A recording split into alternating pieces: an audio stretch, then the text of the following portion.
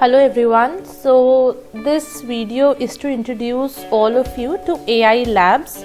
Initially we were operating all our classes from connect.clever.com, but now we have shifted the entire Scratch course to AI Labs, and we'll also be doing the same for Code to Play and app development. So for now, let us try to understand this. We have to go to ailabs.clever.com.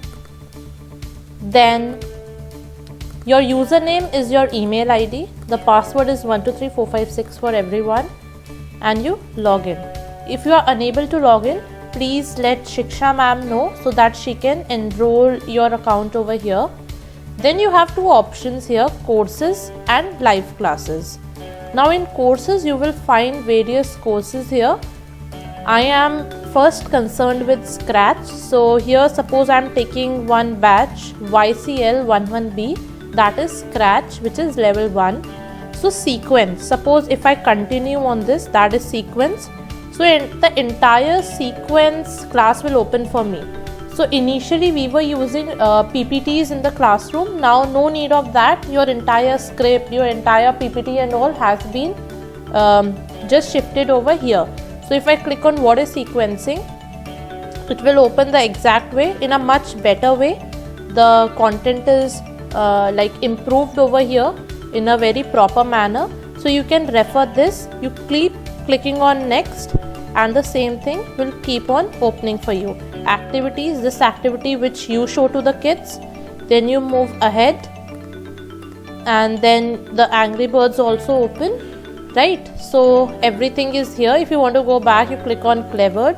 Now if you want to take class 2 someday, so that is Scratch loops, you will click on continue, and you will again start with from the beginning, right?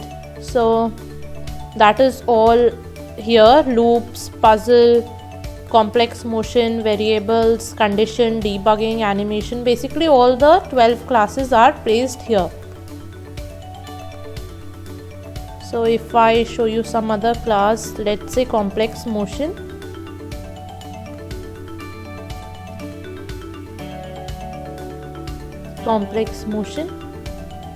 what is complex motion, next, more about it. So basically no Scratch activities here.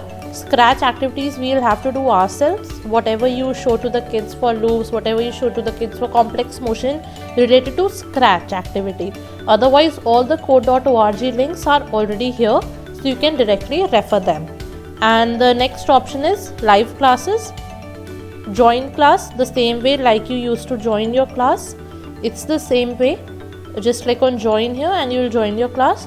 Recordings, same way you will find all your class recordings. Like I took this class yesterday, YCL11B, so its recording is here.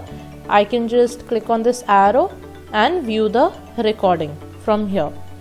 So courses is what you are most concerned with, and join class. You also will have to tell the same things to the students, guide them that how do they join the class and how do they see the class recordings.